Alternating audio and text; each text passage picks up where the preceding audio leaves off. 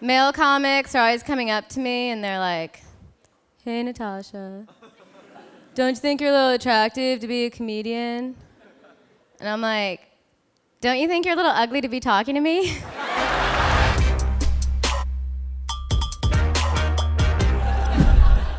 By the way, I would rather walk in on my boyfriend jerking off while hanging himself than have him have one of those Call of Duty headsets on.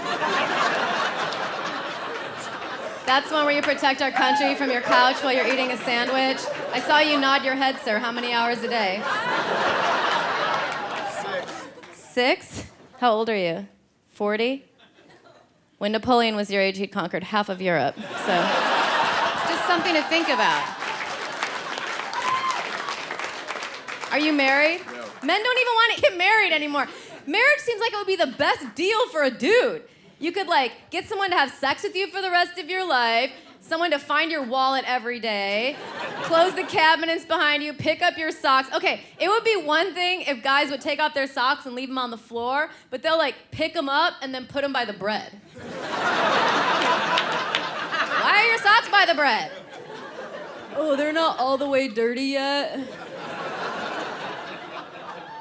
I mean, I could see 100 years ago, because you see these TV shows now and movies and women are like, "I'm 31, I have to get married." I don't understand, what is the point? There's no point to a man. 100 years ago, I got it. You had to get married. They wouldn't let women vote, they wouldn't let us read. They would tell women if they read a college-level book, it would shrink their ovaries. Your dad would give some guys some land and some cows, and you could just relax. And if you wanted a dress or something, you wouldn't get a job. You would just twist your dimples and talk to your husband and act like a baby. "Please, Mr. Sweetie, buy me a dress." And then if he didn't give you what you wanted, you would just faint. They had couches made just for fainting. If you didn't get what you wanted, you would just get the vapors and pass out. Now we all have to work. All these dudes, no one wants to grow up. There's these hipsters, so many hipsters in LA. You know these guys, they'll be 40 years old, wearing a flamingo onesie, and carrying around an old-fashioned typewriter. They got a monocle, just looking for pussy. They're calculated bros. Sorry if I'm calling you out, guys, but it's they've all figured out girls don't want to fuck Pauly D. They want to fuck someone who looks like David Koresh. So they've all growing these long beards, they think they're Ernest Hemingway. If Ernest Hemingway were alive, he would beat the shit out of every hipster. There would just be trails of bloody hipsters outside every artisanal coffee shop and beard waxing facility. You know these people I'm talking about, people who have to wear their coolness? Not me, I have style, that's different. But you see these guys, they'll have Mork and Mindy suspenders and a tattoo of a parallelogram. And they can't light a pilot light. They can barely wave. They're "Hey, I'm Beowulf." Okay, nobody's named that. "Hey, I'm Nathaniel." Okay, I'm sure your parents named you Nathan. In college, you were probably called Nate Dogg. Nathaniel, that's the name of a ghost. Not an emaciated barista with a Mr. Pringles mustache and a gluten sensitivity. Why do only hipsters get gluten allergies?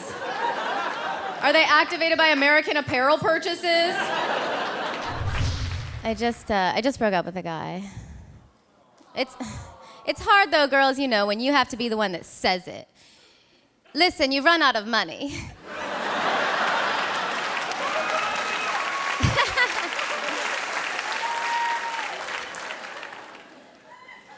I have all these feminist friends and they're like, "Natasha, how can you just let men buy you things?"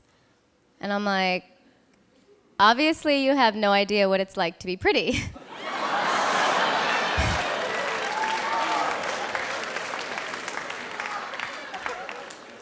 I just went home to Illinois, and I asked my family, Are you guys planning on talking in those accents the whole time I'm home? And my mother said, you used to talk like that too, Tasha. And I said, yes, but you see, I've reinvented myself. Do you have any idea who I think I am? Is there a screening process to get a job at Rite Aid? Has anyone been to one of these? I was there. It was this woman's job to collect the baskets. I want to show you how she was doing it.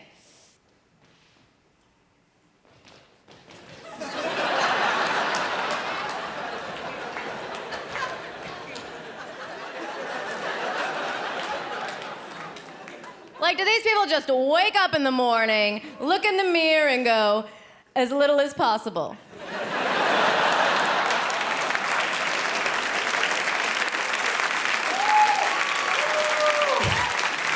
And then I'm waiting in line to pay behind this mother-daughter cowgirl team, and they don't have enough money, so they realize they have to put something back. So the mom's like, you put your book back. Shall I put my book back? You put your book back. Why should I put my book back? You put your book back. Finally, I just felt like helping them. I was like, ladies, In Touch Weekly's not a book.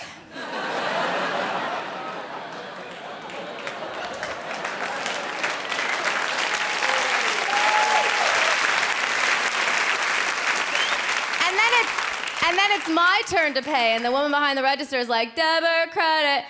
As I'm signing, I feel this sharp thing hit me in the head. The woman behind the register is clipping her fingernails. I got so mad, I grabbed my stuff, and as I go out, she goes, have a blessed day. But see, I knew, even in her head, she misspelled the word blessed.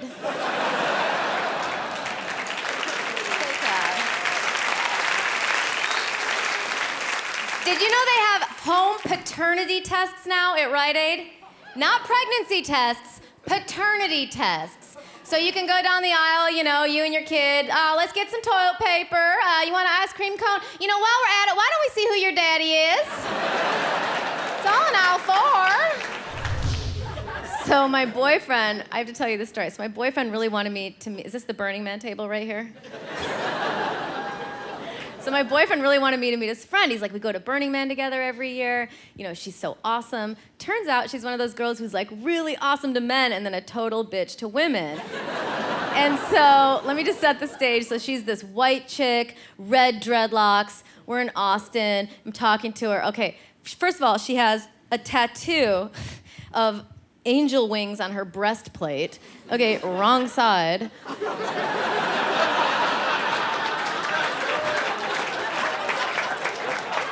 Oh, and her name is Flapjack. And so Flapjack is sitting there holding court, and do you guys know her? Because everyone has to have their own name. Okay, so Flapjack is holding court, and she starts bragging about dumpster diving. And so I'm assuming she's talking about an art project. You know, because everyone at Burning Man's like, oh, here's my art project, and they just bedazzled a school bus. So I'm like, oh, is this for your art project? And she goes, not for art, for food. And so I start freaking out because I think I've offended her. So now it's like I'm his fiance, I'm trying to be nice. I'm like, oh, well, you know, sometimes I used to waitress and I would steal people's chicken wings off their plate. So I totally get what you mean. And this girl turns to me and says, oh, you're not a square at all, are you? Okay, first of all, I love the idea of a stuck-up bitch who dumpster dives. Oh, I'm such a square with my birth certificate and car insurance and unpierced genitals and food I've put in a refrigerator like a real loser. So then I wiped my ass with a vegan wrap and threw it in the closest trash can for old Flapjack to munch on.